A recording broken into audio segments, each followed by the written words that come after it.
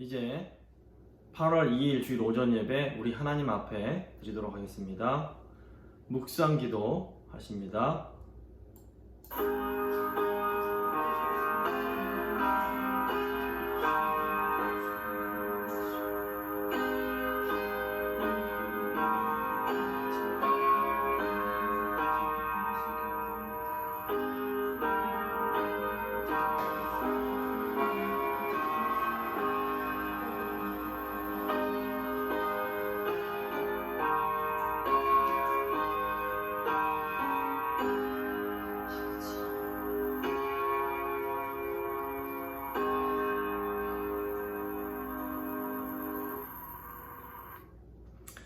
우리의 찬양과 경배를 받으시기 합당하신 거룩하신 삼위일체 하나님, 이 시간 하나님의 자녀요 백성들이 거룩하신 하나님을 예배하기 위하여 나아왔습니다. 창조주 성부 하나님, 그 창조의 능력으로 지금 우리 안에 새 영을 창조하여 주시옵소서. 아멘. 구속주 성자 예수님, 죄로 인해 신음하는 이 인간들을 불쌍히 여기사 구원하여 주시옵소서. 아멘. 성화주 성령 하나님, 연약한 성도들을 긍휼히 여기사 더 거룩하게 하여 주시옵소서. 아멘. 저희가 거룩하신 성부 성자 성령 하나님을 예배하며 섬기기 원하오니 이 시간 우리 예배를 받으시고 풍성한 복과 은혜를 내려 주시옵소서. 감사드리며 우리 주 예수 그리스도의 이름으로 기도드립니다. 아멘. 이제 사도신경으로 우리의 신앙 같이 고백하도록 하겠습니다. 나는 전능하신 아버지 하나님 천지의 창조주를 믿습니다. 나는 그의 유일하신 아들 우리 주 예수 그리스도를 믿습니다. 그는 성령으로 잉태되어 동정녀 마리아에게서 나시고 본디오 빌라도에게 고난을 받아 십자가에 못 박혀 죽으시고 장사된 지 사흘 만에 죽은 자 가운데서 다시 살아나셨으며 하늘에 오르시어 전능하신 아버지 하나님 우편에 앉아 계시다가 거기로부터 살아있는 자와 죽은 자를 심판하러 오십니다. 나는 성령을 믿으며 거룩한 공교회와 성도의 교제와 죄를 용서받는 것과 몸의 부활과 영생을 믿습니다. 아멘. 찬송가 2장 찬양하도록 하겠습니다. 찬송가 2장입니다.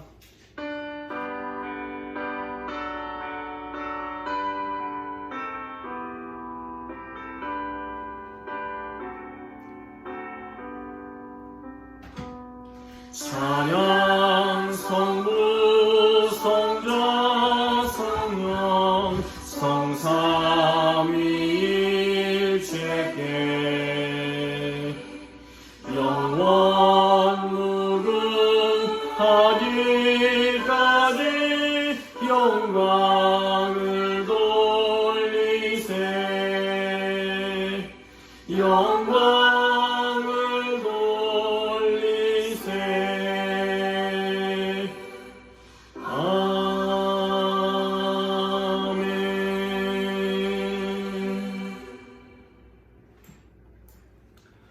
주인은 교동문 66번입니다. 교동문 66번 시편 150편 말씀 같이 교독하도록 하겠습니다. 교동문 66번입니다. 할렐루야. 그의 성소에서 하나님을 찬양하며 그의 권능의 공창에서 그를 찬양할지어다. 그의 능하신 행동을 찬양하며 그의 지극히 위대하심을 따라 찬양할지어다. 나팔 소리로 찬양하며 비파와 수금으로 찬양할지어다. 소고치며 춤추며 찬양하며 현악과 통소로 찬양할지어다. 큰 소리 나는 재금으로 찬양하며 높은 소리 나는 재금으로 찬양할지어다. 호흡이 있는 자마다 여호와를 찬양할지어다. 할렐루야. 아멘. 찬송가 288장입니다. 찬송가 288장 함께 찬양하도록 하겠습니다.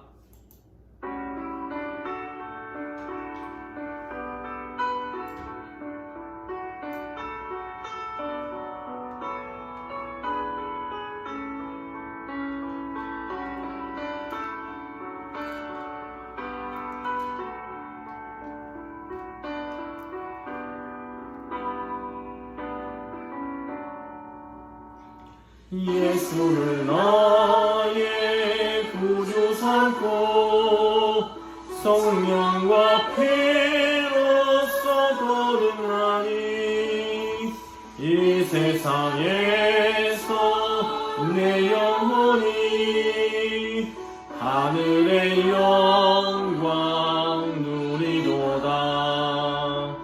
이것이 나의 간증이요 이것이 나의 찬송일세. 나 사는 동안 끊임없이 구주를 찬송하리로다.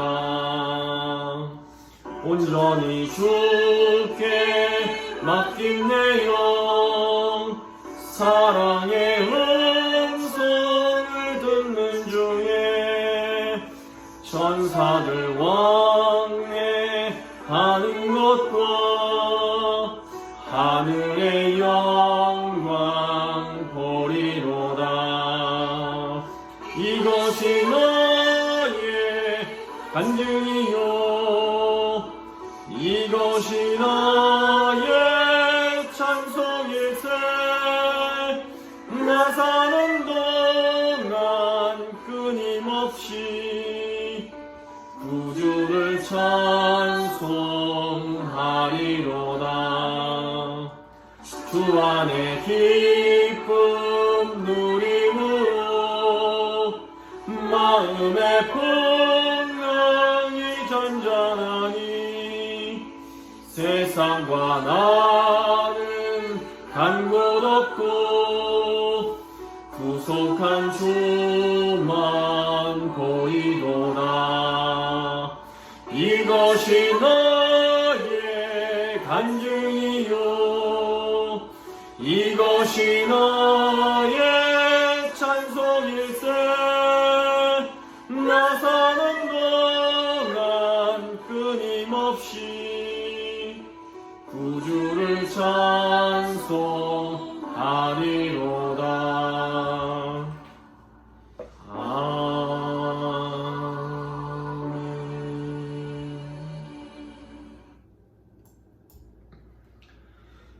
이용환 장로님께서 예배 위해서 기도해 주시겠습니다. 기도하십니다. 전능하신 아버지 하나님, 천지의 창조주께 감사와 찬송, 영광을 드립니다. 관용과 사랑으로 살지 못하였습니다.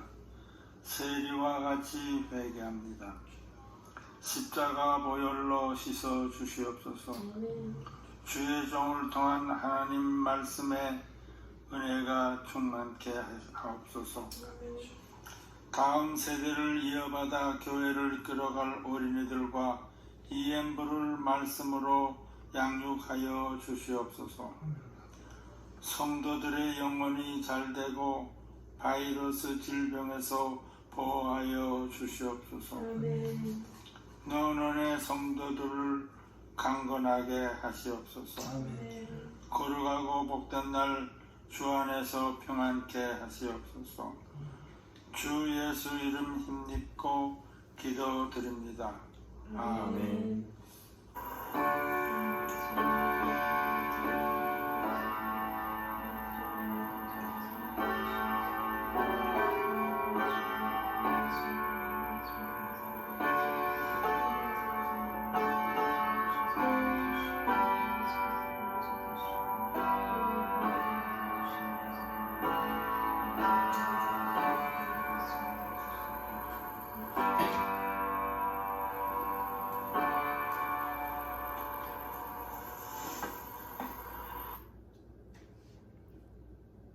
오늘 주신 하나님 말씀은 갈라디아서 2장 11절부터 21절까지의 말씀입니다. 갈라디아서 2장 11절부터 21절까지의 말씀 제가 봉독해 드리도록 하겠습니다. 게바가 안디옥에 이르렀을 때에 책망받을 일이 있기로 내가 그를 대면하여 책망하였노라. 야고보에게서 온 어떤 이들이 이르기 전에 게바가 이방인과 함께 먹다가 그들이 오매 그가 할례자들을 두려워하여 떠나 물러가매 남은 유대인들도 그와 같이 외식함으로 바나바도 그들의 외식에 유혹되었느니라. 그러므로 나는 그들이 복음의 진리를 따라 바르게 행하지 아니함을 보고 모든 자 앞에서 게바에게 이르되 내가 유대인으로서 이방인을 따르고 유대인답게 살지 아니하면서 어찌하여 억지로 이방인을 유대인답게 살게 하려느냐 하였노라. 우리는 본래 유대인이요 이방 죄인이 아니로되 사람의 의롭게 되는 것은 율법의 행위로 말미암음이 아니요 오직 예수 그리스도를 믿음으로 말미암는 줄 알므로 우리도 그리스도 예수를 믿나니 이는 우리가 율법의 행위로서가 아니고 그리스도를 믿음으로써 의롭다함을 얻으려 함이라. 율법의 행위로서는 의롭다함을 얻을 육체가 없느니라. 만일 우리가 그리스도 안에서 의롭게 되려 하다가 죄인으로 드러나면 그리스도께서 죄를 짓게 하는 자냐? 결코 그럴 수 없느니라. 만일 내가 헐었던 것을 다시 세우면 내가 나를 범법한 자로 만드는 것이라. 내가 율법으로 말미암아 율법에 대하여 죽었나니 이는 하나님에 대하여 살려 함이라. 내가 그리스도와 함께 십자가에 못 박혔나니 그런즉 이제는 내가 사는 것이 아니요 오직 내 안에 그리스도께서 사시는 것이라. 이제 내가 육체 가운데 사는 것은 나를 사랑하사 나를 위하여 자기 자신을 버리신 하나님의 아들을 믿는 믿음 안에서 사는 것이라. 내가 하나님의 은혜를 패하지 아니하노니 만일 의롭게 되는 것이 율법으로 말미암으면 그리스도께서 헛되이 죽으셨느니라. 아멘. 이제 특별 찬양 순서가 되겠습니다. 우리 다시 만날 때까지 하나님이 함께 계셔 은혜로서 인도하며 도와주시기를 바라네. 다시 만날 때 예수 앞에 만날 때 다시 만날 때 그때까지 계신 바라네.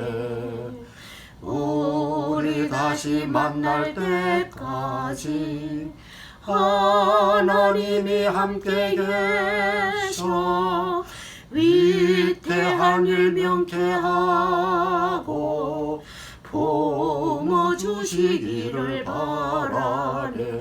다시 만날 때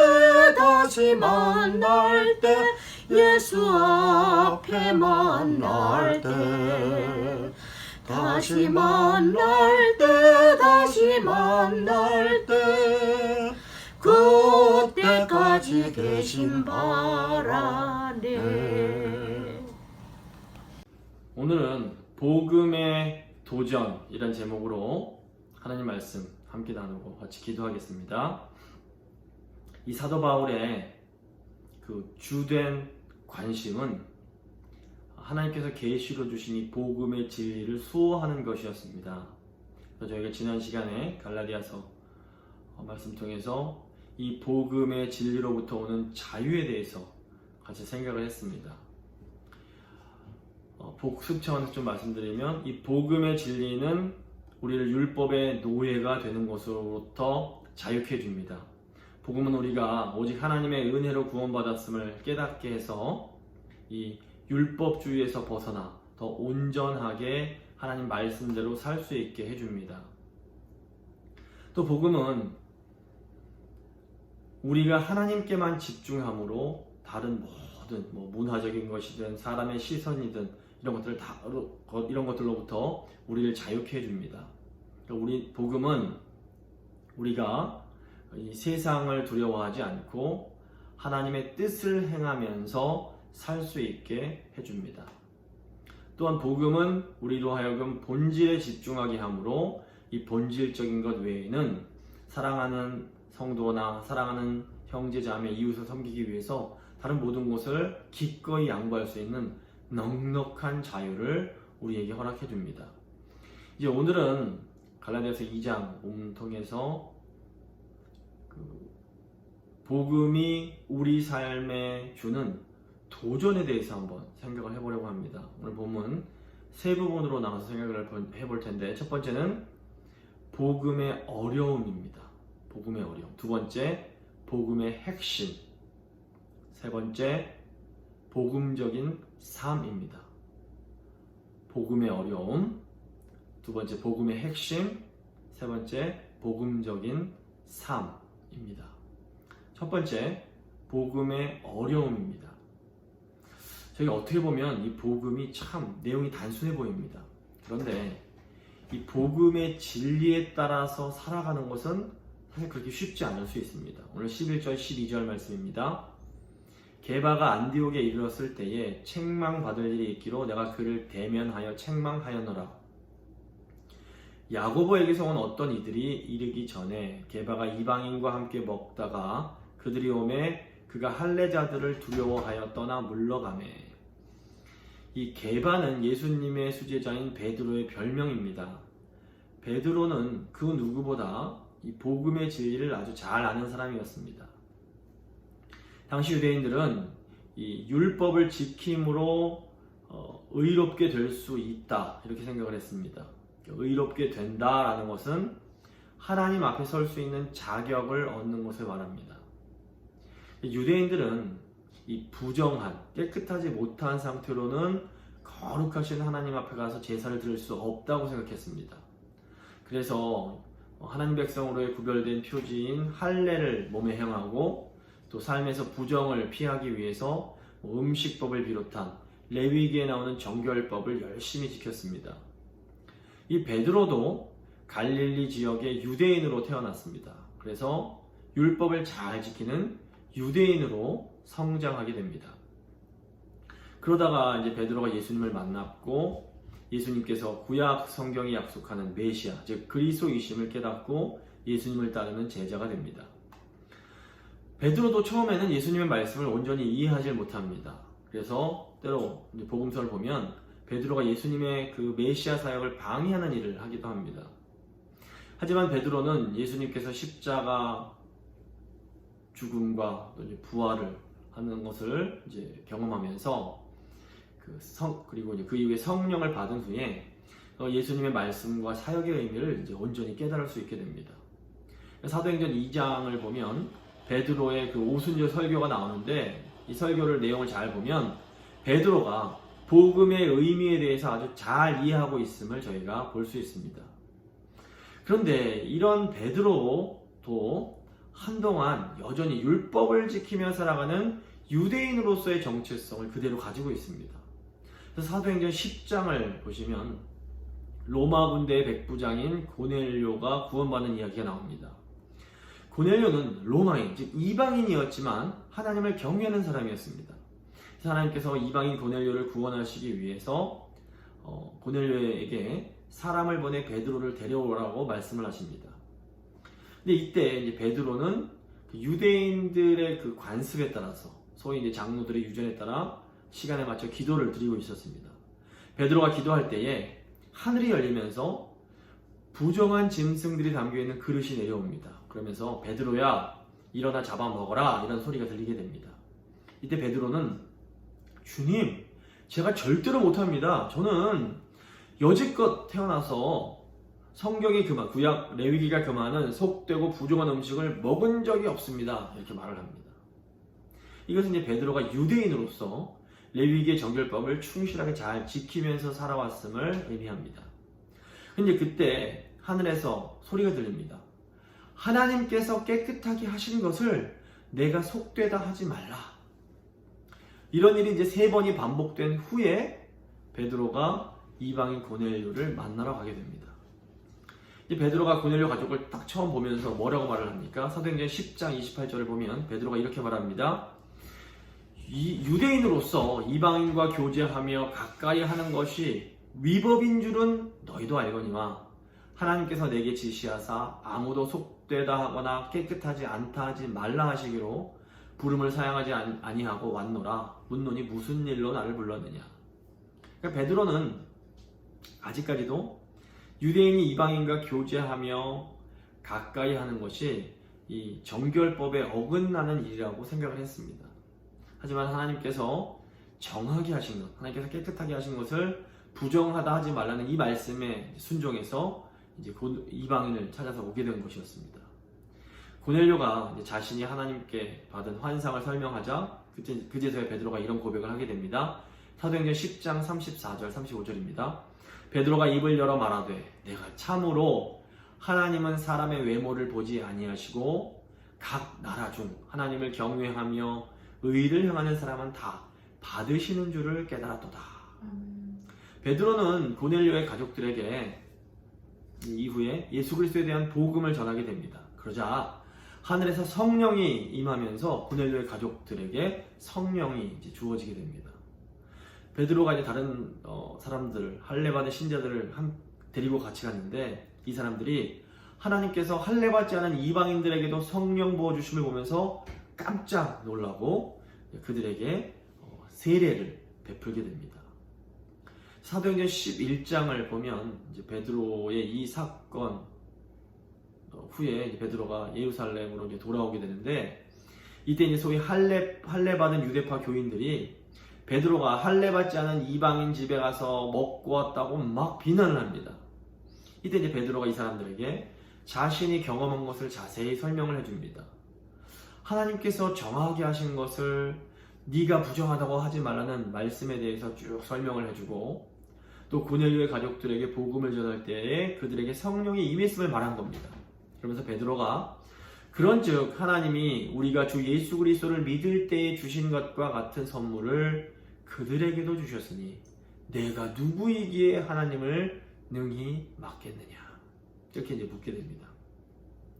그러자 이제 예루살렘에 있는 유대파 교인들도 그 말을 듣고 잠잠하면서 하나님께 영광을 돌려 이르되 그러면 하나님께서 이방인에게도 생명 얻는 회개를 주셨다라는 결론을 내리게 됩니다. 그러면서 이제 이방인의 복음을 전하는 문이 열려지게 되는 겁니다. 이제 이 일이 있은 후에 스데반 집사가 순교를 당한 일로 이제 예루살렘에 있는 그리스도인들에게 핍박이 일어나게 됩니다. 이때 이제 예루살렘 교회 성도들이 이방 지역으로 막 흩어지게 되는데 이렇게 흩어지면서 생겨난 교회 중 하나가 바로 안디옥 교회였습니다.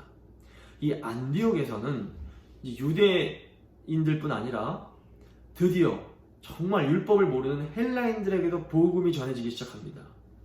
예루살렘 교회에서는 그래서 이제 바나바를 이 안디옥 교회의 목회자로 파송을 하게 됩니다. 이때 이제 바나바가 다소에 들려서 다소에 있던 바울을 데리고 안디옥 교회로 가서 함께 동역을 하게 됩니다. 이 바나바와 바울은 안디옥 교회에서 많은 사람들을 예수님의 제자로 삼고 이때 사람들이 비로소 예수님 믿는 사람들을 그리스도인이라고 부르기 시작합니다. 이제 이 일이 있었던 후에 예루살렘 교회의 지도자 격인 베드로가 이방인 성도들을 돌보기 위해서 안디옥 교회를 방문했던 것 같습니다. 복음 안에서는 유대인이나 이방인이나 아무 차별이 없다는 진리를 알고 있던 베드로는 안디옥 교회에서 예수님을 믿어 구원받은 이방인 성도들과 기꺼이 함께 식사를 했습니다. 그런데 어느 날 이제 예루살렘 교회에서 할레파 유대인 교인들이 안디옥을 방문한다는 소식을 듣고 이 베드로가 큰 실수를 하게 됩니다. 당시 예루살렘 교회에는 예수님을 메시아, 그리스도라고 믿으면서도 여전히 이전의 베드로처럼 율법을 반드시 지켜야 한다라고 믿는 할레파 그리스도인들이 있었습니다. 갈라디아 교인들에게 할례를 받고 율법을 지켜야만 구원 얻을 수 있다라고 미혹하는 거짓 형제들이 바로 이제 이런 부류였던 겁니다.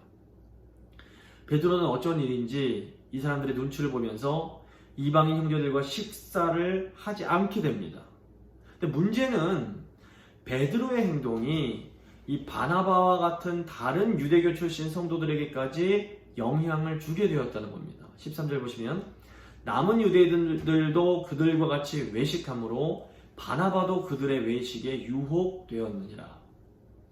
이로 인해 사도 바울은 모든 사람들이 보는 앞에서 이 베드로의 외식적인 행동을 책망을 합니다. 14절입니다.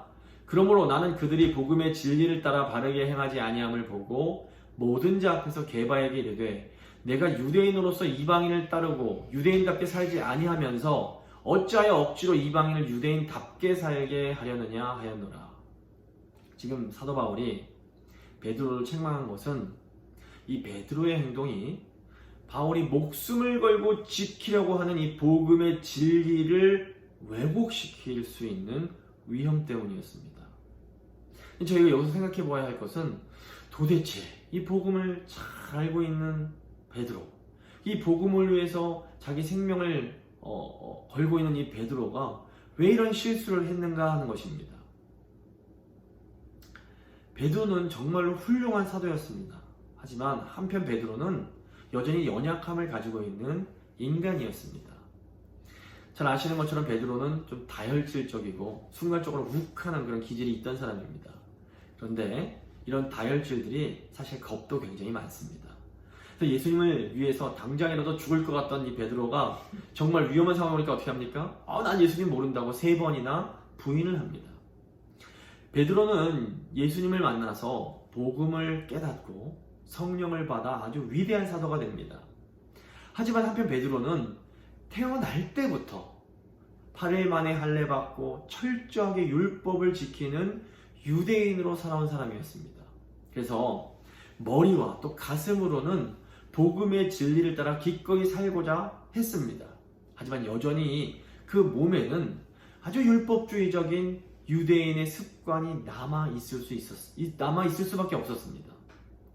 그래서 이제 베드로가 순간적으로 이렇게 어떤 위선적인 모습을 보였다고 베드로가 복음의 진리를 저버렸다, 이런 것은 결코 아닌 겁니다. 지금 이 갈라디아서가 기록된 것이 학자들이 주 한 55년에서 56년경이라고 생각을 합니다. 그런데 이제 베드로가 외식한 사건은 아마 그 전인 한 50년 정도쯤에, 주후 50년쯤에 이제 있었던 일일 겁니다. 이제 이런 일이 있은 후 약 10년이 지난 후에 베드로 사도가 쓴 편지가 바로 베드로 전후서입니다. 베드로 전후서를 보면 베드로가 얼마나 성숙한 성도가 되었는지 저희가 잘 볼 수가 있습니다. 이게 무슨 의미일까요? 베드로 사도는 계속해서 더 온전하게 복음의 진리를 따라가는 사람으로 성장해 갔던 겁니다. 그리고 아시는 것처럼 전설에 의하면 베드로는 로마에 박해가 일어날 때에 십자가에서 거꾸로 매달려서 순교를 하게 됩니다. 우리는 다 연약한 존재입니다. 그렇기 때문에 하나님의 은혜로만 구원을 받은 사람들입니다. 우리가 처음에는 복음을 잘 몰라서 복음의 진리대로 행하지 못할 수 있습니다. 또 우리가 복음의 진리를 깨달은 후에도 아주 오래된 습관 때문에 이 복음의 진리대로 온전하게 행하지 못할 때도 있습니다. 근데 중요한 것은 우리 하나님께서 결국에는 복음의 진리대로 살아갈 수 있도록 계속해서 우리를 빚어가신다는 사실입니다. 우리 성도님들 중에도 하나님을 정말로 사랑하지만 과거에 잘 몰라서 실수한 적이 있으실 겁니다. 저도 있습니다.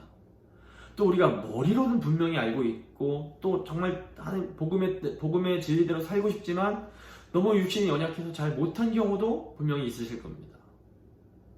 근데 우리 하나님께서 우리의 이런 연약함을 이해하시고 계속해서 우리가 더 복음의 온전한 사람이 될 수 있도록 우리를 도와주십니다. 사실 은혜로 구원받은 우리가 복음의 진리에 맞게 살아가는 사람이 되기까지는 오랜 시간이 걸립니다. 우리 몸에 있는 어떤 나쁜 습관은 어쩌면 일평생 싸워야만 할 수도 있습니다. 하지만 우리는 계속해서 우리 안에 연약함과 싸워야 합니다. 우리 안에 못된 습관이나 악한 성질이 남아있다고 우리가 구원을 못 받는 것은 결코 아닙니다. 하지만 구약 성경 보면 약속의 땅에서 가나안 족속을 모두 몰아내지 못하면 그들이 결국 하나님 백성의 올무요 가시가 되었던 것처럼 우리 안에 남아있는 어떤 악한 기질들을 몰아내지 않고 싸우지 않고 그대로 내버려두면 결국 이것들이 우리를 괴롭게 하고 우리를 꼼짝 못하게 하는 올무가 되고 가시가 되어버립니다. 요한계시록을 보면 이 땅에 존재하는 교회는 전투하는 교회입니다. 근데 우리가 싸워야 할 대상은 혈과 육을 가진 사람이 아니라 정사와 권세를 잡은 악한 영들이라고 이제 바울이 가르치는데 우리가 악한 영들과 싸워야 된다고 보이지도 않는 귀신들과 싸우려고 막 이렇게 해서는 사실은 안 됩니다. 싸울 수 없습니다. 그럼 무슨 말이냐? 악한 영들은 우리 안에 남아있는 이 죄악된 습관, 악한 기질을 통해서 역사하게 됩니다. 그러므로 우리가 싸워야 할 대상이 무엇인가? 우리로 하여금 복음의 진리에 합당하게 살지 못하도록 하는 악한 습관들, 못된 기질들과 우리가 성령의 능력으로 싸워야 되는 겁니다. 주님이 우리에게 주신 성령께서 우리가 계속해서 이 선한 싸움을 싸울 수 있도록 도와주십니다. 성령과 말씀으로 우리 안에 있는 연약함을 이기고 복음의 진리에 따라 살아가는 우리 모두가 될 수 있기를 간절히 바랍니다. 두 번째, 복음의 핵심입니다.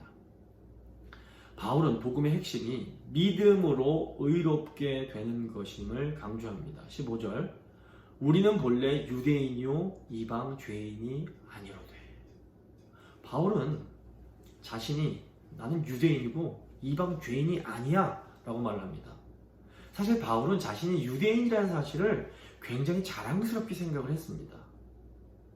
자, 이 말씀을 우리 교회에 좀 적용을 해본다면 우리는 어떻습니까? 우리는 재건교인이요 신사참배한 현실 교인이 아니로되, 이렇게 우리가 읽을 수 있습니다. 우리 교회는 생명을 걸고 신사참배를 거부한 재건 교인들의 후손들로 이루어진 교회입니다. 한국교회 교회사에 있어서 신사참배를 거부한 이 순수한 재건교회가 있다는 것은 참으로 자랑스러운 일입니다. 그리고 우리 교회의 성도님들은 이 재건교회의 순수성을 지키기 위해서 정말로 많은 것들을 포기하고 희생하면서 살아오셨습니다. 우리 하나님께서 우리 성도님들의 그 섬김과 그 희생을 다 기억하고 계십니다. 저는 재건교회 목사로서 우리 재건교회 성도들을 섬길 수 있다는 것이 정말로 감사하고 진심으로 자랑스럽습니다. 이제 바울도 보면 자신이 유대인, 말씀을 맡은 유대인이라는 것을 자랑스럽게 생각을 했고, 또 로마서를 보면 유대 민족을 진심으로 자기 생명을 걸고 사랑합니다. 하지만 이 사도 바울이 뭐라고 말을 합니까? 16절입니다. 사람이 의롭게 되는 것은 율법의 행위로 말미암음이 아니요 오직 예수 그리스도를 믿음으로 말미암는 줄 알므로 우리도 그리스도 예수를 믿나니 이는 우리가 율법의 행위로서가 아니고 그리스도를 믿음으로써 의롭다함을 얻으려 함이라. 율법의 행위로서는 의롭다함을 얻을 육체가 없느니라. 바울은 유대인임을 자랑스러워했지만 그럼에도 불구하고 사람이 의롭게 되는 것은 오직 예수 그리스도를 믿음으로만 가능하다라고 강조를 합니다. 바울도 다메섹 도상에서 예수님을 만나기 전까지는 율법의 행위로 하나님 앞에 설 수 있을 만큼 의롭게 될 수 있다라고 생각을 했습니다. 하지만 부활하신 예수 그리스도를 만나고 나니까 자신이 그동안 그렇게 열심히 지켜왔던 율법의 행위가 하나님 앞에서는, 그 거룩하신 분 앞에서는 결코 완전할 수 없다는 것을 깨닫게 됩니다. 그래서 바울이 복음을 깊이 깨달으면 깨달을수록 바울은 점점 자신이 하나님 앞에서 온전히 서기에 얼마나 부족한 자인지를 계속해서 고백을 합니다. 바울이 처음 회심한 후에 쓴 편지를 보면 바울이 자기 자신을 맨 나중에 만삭되지 못하여 난 자, 또 사도 중에서 가장 작은 자, 또 사도라 칭함받기 감당하지 못할 자라고 이제 말을 하게 됩니다. 근데 시간이 지나면서 바울이 뭐라고 하냐면 이제 사도란 말을 빼고 모든 성도 중에서 지극히 작은 자보다 더 작은 나라고 부릅니다. 그리고 바울이 이제 생애 말년 주님 앞에 가기 얼마 전에는 바울이 뭐라고 고백하냐면 나는 죄인 중에 괴수라고 고백을 합니다. 이게 도대체 뭘 의미하는 걸까요? 바울이 나는 죄인 중에 괴수다라고 자신을 지칭했다고, 나는 죄인이기 때문에 이제 구원받지 못했다라는 그런 의미는 결코 아닐 겁니다. 바울은 시간이 가면 갈수록 하나님 보시기에는 자신이 얼마나 큰 죄인인지를 계속해서 깨닫게 됩니다. 그런데 바울이 자신의 죄를 깊이 깨달으면 깨달을수록 이런 죄인된 자신을 구원해 주신 하나님의 은혜를 더욱더 깊이 깨닫게 되는 겁니다. 그리고 그 은혜를 깨달으면 깨달을수록 하나님에 대한 감사가 더욱 넘쳐나게 되었던 것입니다. 그래서 복음의 진리에는 동전의 양면처럼 두 가지 측면이 있습니다. 우선 우리 인간은 죄인이기에 아무리 우리가 선한 행위를 많이 한다고 해도 우리의 행위로는 구원받을 수가 없습니다. 나를 불태우는 노력을 한다고 해도 인간의 행위로는 절대로 구원이 안 되는 겁니다. 그렇기 때문에 인간은 오직 하나님이 주시는 하나님의 은혜로만 구원을 받을 수 있습니다. 우리는 오직 예수 그리스도가, 그러니까 예수님이 그리스도, 즉 예수님이 우리를 구원하시기 위해서 오신 구원자이심을 믿음으로만 구원을 받게 됩니다.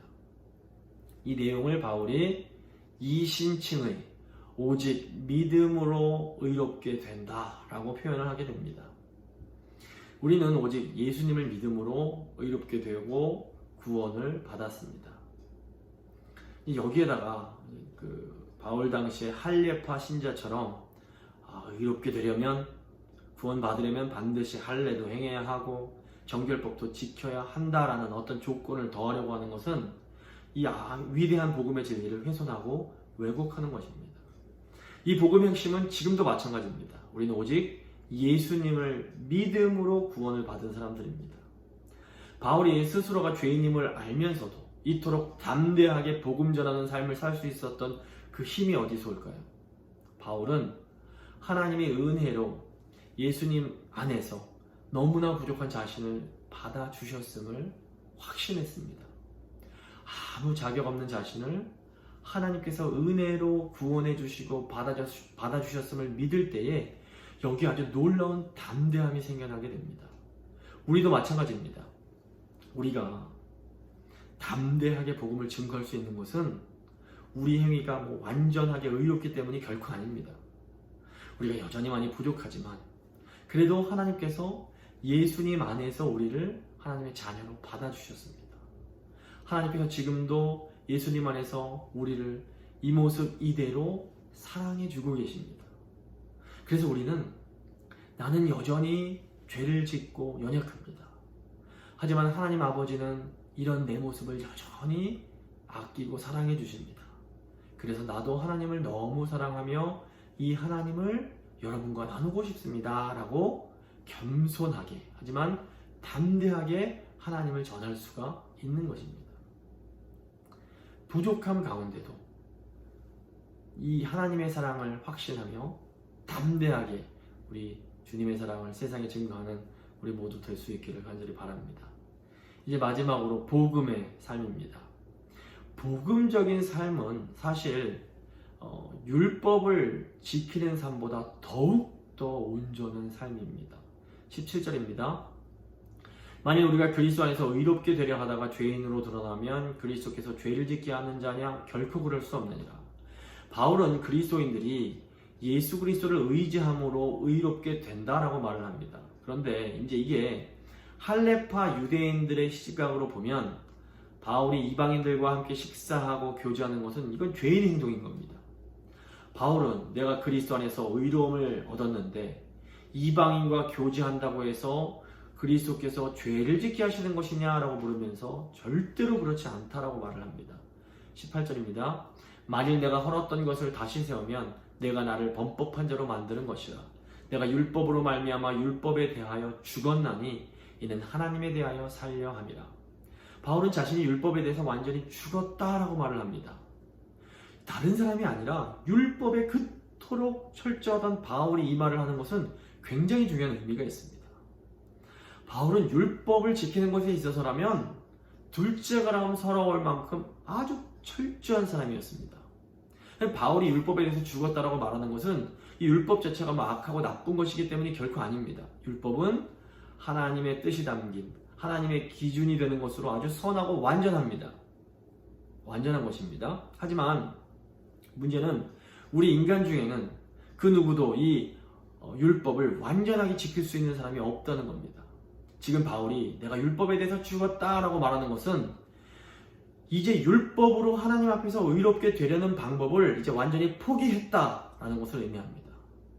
율법에 대해 죽는 것은 율법으로 의롭게 되는 것, 율법으로 구원받으려는 것을 포기하는 겁니다. 바울이 지금 율법에 대해서 이렇게 죽은 이유가 뭡니까? 율법으로 의롭게 되려고 하면 결코 하나님 앞에 온전히 설 수 없기 때문에 그렇습니다. 바울은 하나님을 향하여 살기 위하여 율법을 기꺼이 버리게 됩니다. 20절입니다. 내가 그리스도와 함께 십자가에 못 박혔나니 그런즉 이제는 내가 사는 것이 아니요 오직 내 안에 그리스도께서 사실 것이라.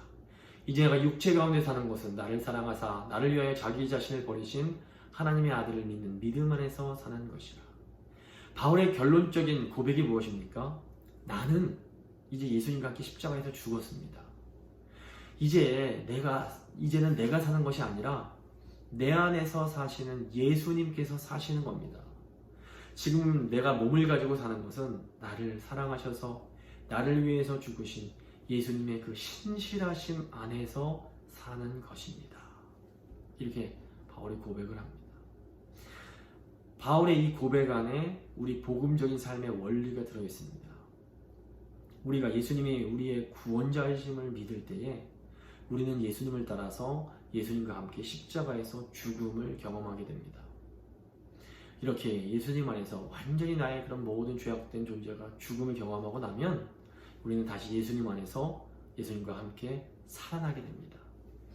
근데 이렇게 예수님 안에서 새롭게 살아난 존재는 이전과는 완전히 다른, 새롭게 창조된 완전히 새로운 존재인 겁니다. 예수님 안에서 거듭난 사람은 더 이상 나를 위해서 살지 않고 나를 사랑하시는 예수님 안에서 살게 됩니다. 21절입니다.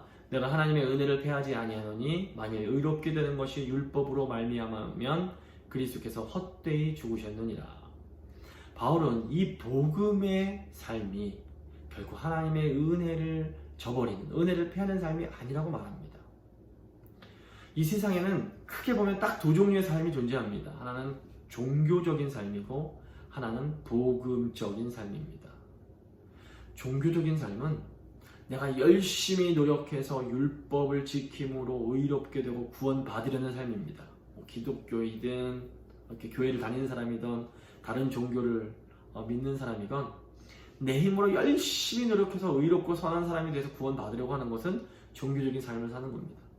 근데 이 종교적인 삶에는 지켜야 될 것이 너무 많고 하지 말아야 할 것이 너무 많습니다.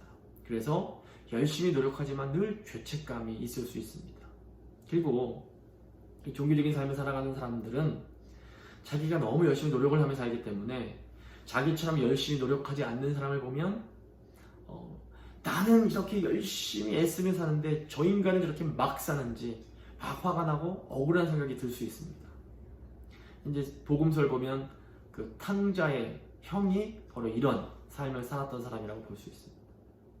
반면 복음적인 삶은 나는 자격이 없기 때문에 오직 하나님의 은혜로 의롭게 되고 구원받았음을 그냥 인정하는 삶입니다.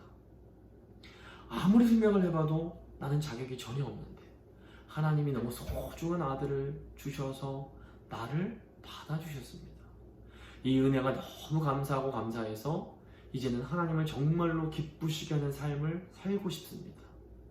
여전히 나는 부족하지만 그래도 늘 감사하면서 최선을 다해서 하나님을 섬기는 삶을 삽니다. 그래서 종종 살아가다가 부족한 사람들을 보게 되면 사실 나는 저 사람보다 더 부족한 사람이었는데 하나님께서 이런 나를 은혜로 구원해 주셨네 하면서 하나님께 감사하게 되고 또 아직 하나님의 은혜를 경험하지 못한 그 사람을 긍휼히 여길 수 있는 마음을 갖게 되는 겁니다. 이 종교적인 삶이 굉장히 율법주의적이고 어려워 보여도 사실 이 삶에는 끝이 있습니다. 그런데 이 복음적인 삶은 거저 주어진 것이고 은혜로 주어진 것이기에 쉬워 보여도 이 복음적인 삶에는 끝도 없고 한계도 없습니다. 그러니까 종교적인 삶은 겉으로는 어려워 보이지만 사실 우리의 전부가 아닌 우리 삶의 일부를 드리는 겁니다. 하지만 복음적인 삶은 사실 우리의 전부를 드리는 삶입니다. 하나님께로부터 생명을 받았기에 이제 우리의 모든 삶을 하나님께 도로 드리는 것, 이것이 복음의 삶인 것입니다. 말씀을 마무리 짓겠습니다. 복음적인 삶은 은혜로 거저받은 구원을 외치기에 어떻게 보면 굉장히 쉬워 보일지 모릅니다. 하지만 복음적인 삶은 우리 삶의 모든 부분에 아주 근본적인 변화를 요구합니다. 그렇게 복음적인 삶은 굉장히 도전적입니다. 예수님의 수제자인 베드로조차도 이 급진적인 변화를 온전히 받아들이는 일이 쉽지 않은 일이었고 단번에 하지 못합니다. 하지만 그럼에도 불구하고 이 복음이 우리에게 가져다주는 변화는 우리를 참된 생명과 참된 행복으로 안내하는 참으로 아름다운 변화입니다. 복음이 우리에게 주는 이 도전에 우리가 믿음으로 응답함으로 참된 변화를 경험하고 하나님께서 주시고자 하시는 참된 행복을 이 땅에서부터 누려가는 우리 모두가 될 수 있기를 간절히 바랍니다. 이제 믿음의 기도 잠시 드리시겠습니다.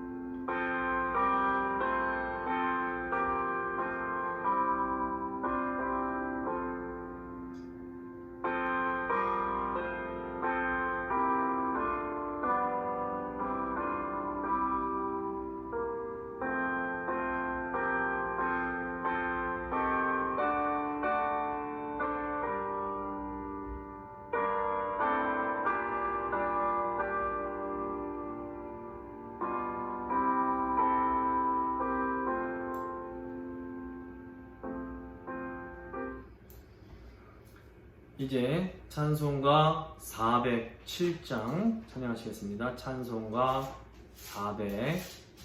407장입니다.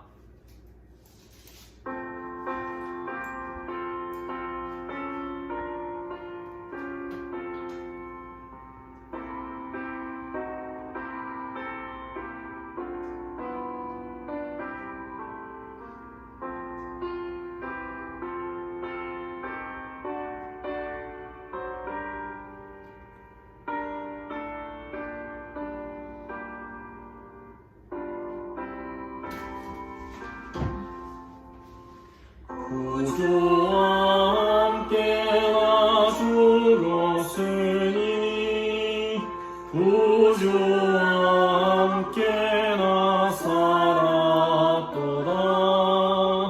영광의 기한이 이르도록 언제나 주만 바라봅니다. 언제나 주는 날 사랑하사 언제나 새 생명 주시나니 영광의 그날에 이르도록 언제나 주만 바라봅니다. 마음속에 시험을 받을 때와 무거운 근심이 있을 때에 주께서 그때로 같이 하사 언제나 나를 도와주시네. 언제나 주는 날 사랑하사 언제나 새 생명 주시나니 영광의 그날에 이르도록 언제나 주만 바라봅니다. 뼈아픈 눈물을 흘릴 때와 쓰라린 말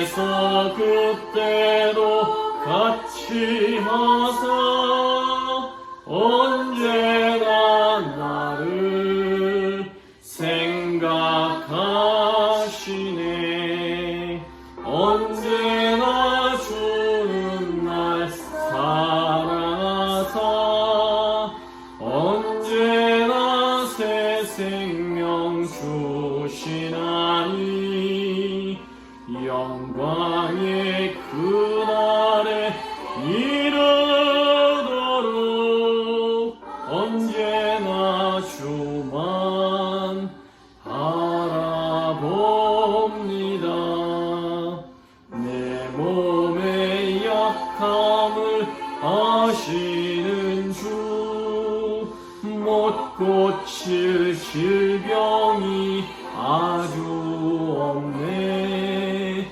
괴로운 날이나 기쁜 때나 언제나 나와 함께 계시네. 언제나 주는 날 사랑하사 언제나 새 생명 주시나니 영광의 그날에 이르도록 언제나 주만 바라봅니다.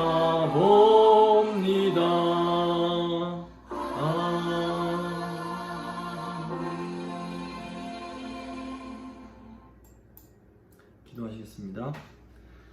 하나님 아버지, 저희도 때로는 베드로처럼 연약하여 실수를 합니다. 잘못을 합니다. 하지만 베드로를 사랑하사 끝까지 인도해 주신 아버지께서 연약한 저희도 끝까지 인도하시고 저희를 더 거룩하게 복음에 합당한 자로 만들어 가실 줄을 믿고 감사드립니다. 하나님, 저희가 인간적인 열심과 노력을 추구하는 종교적인 삶이 아니라 오직 하나님의 은혜만을 붙잡으며 우리의 모든 것을 다 드리는 참으로 복음적인 삶을 살아갈 수 있도록 주여 도와주시옵소서. 하나님 은혜 감사하며 예물 준비한 손길 위에 주님 복을 더해 주시고, 또 저희 교회 연로하신 어른들 주님 특별히 몸과 마음을 강건하게 지켜주시고, 또 우리 교회 다음 세대들이 믿음 가운데 온전히 세워져서 하나님 나라의 일꾼들로 살아갈 수 있도록 주여 함께하여 주시옵소서. 이 코로나 상황 속에서 우리 모든 성도님들 한 분 한 분 주님 눈동자처럼 지켜주시기를 간절히 소원하며 귀하신 우리 구주 예수 그리스도의 이름으로 기도드립니다. 아멘. 교회 소식 전해드리도록 하겠습니다. 오늘 특별 찬양은 김경복 장로님, 권영자 권사님께서 해주셨습니다. 마음이 담긴 찬양 감사드립니다. 다음 주 특별 찬양은 김명진 장로님 가정에서 해주시도록 준비해 주시길 바랍니다. 이번 주 대표기도는 이용환 장로님께서 해주셨고, 다음 주 대표기도는 김경복 장로님께서 해주시도록 하겠습니다. 이제 8월이 됐고 이제 코로나도 거의 이제 5개월 정도 지속이 되고 있습니다. 너무 시간이 많이 지나면서 저희가 이제 좀 익숙해지기도 하고 해이해질 수도 있는데 이럴수록 더 좀 끝까지 조심해 주시길 부탁드립니다. 제가 최근 뉴스를 보니까 이제 청소년, 캘리포니아에서 15세 이하 청소년이 또 코로나로 또 이제 또 감염돼서 죽은 또 일이 처음으로 있었다고 하는데, 어쨌건 하나님께서 그저 지켜주실 줄 믿는 가운데 저희도 나태해지지 말고 잘 신앙도 건강도 끝까지 잘 좀 지켜주시기를 부탁을 드립니다. 이제 주간 암송, 오늘 이 말씀입니다. 갈라디아서 2장 20절 말씀, 저희가 작년에 암송했던 말씀인데 갈라디아서 2장 20절, 갈라디아서 2장 20절 말씀 저희가 함께 읽도록 하겠습니다. 내가 그리스도와 함께 십자가에 못 박혔나니 그러즉 이제는 내가 사는 것이 아니요 오직 내 안에 그리스도께서 사시는 것이라. 이제 내가 육체 가운데 사는 것은 나를 사랑하사 나를 위하여 자기 자신을 버리신 하나님의 아들을 믿는 믿음 안에서 사는 것이라. 아멘. 이제 찬송가 397장입니다. 찬송가 397장 찬양하겠습니다.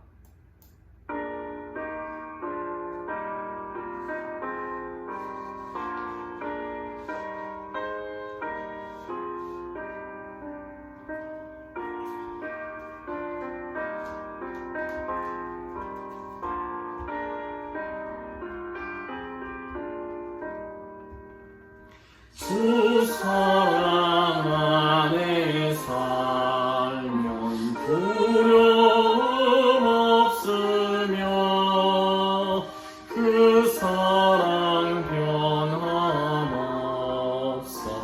늘 마음 편안하다.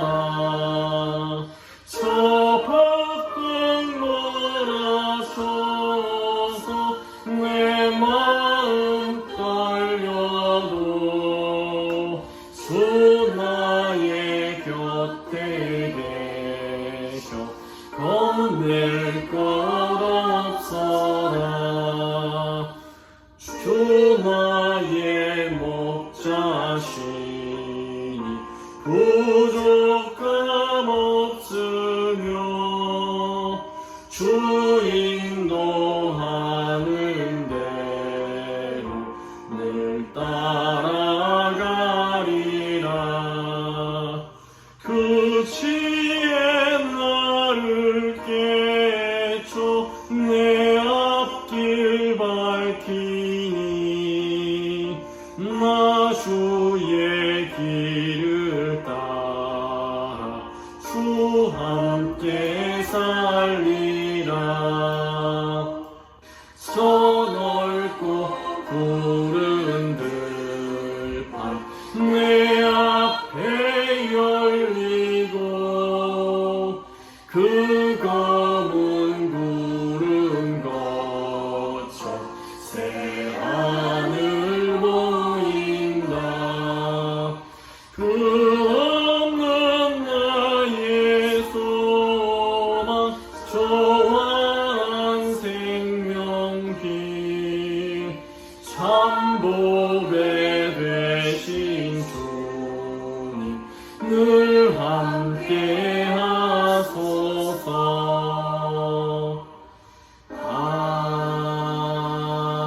아멘. 기도하시겠습니다. 지금은 십자가에서 죽으시고 부활하심으로 우리에게 참된 복음을 전해주신 우리 주 예수 그리스도의 은혜와 우리에게 복음이신 예수 그리스도를 보내주신 하나님 아버지의 사랑과 우리가 종교적인 삶이 아니라 복음적인 삶을 살 수 있도록 도우시는 성령님의 교통하심이 부족함과 연약함 중에서도 담대하게 하나님 사랑 전하는 삶을 살겠노라 다짐하는 복된 성도들과 그 가정과 교회 위에 지금부터 영원토록 함께 있을지어다. 아멘.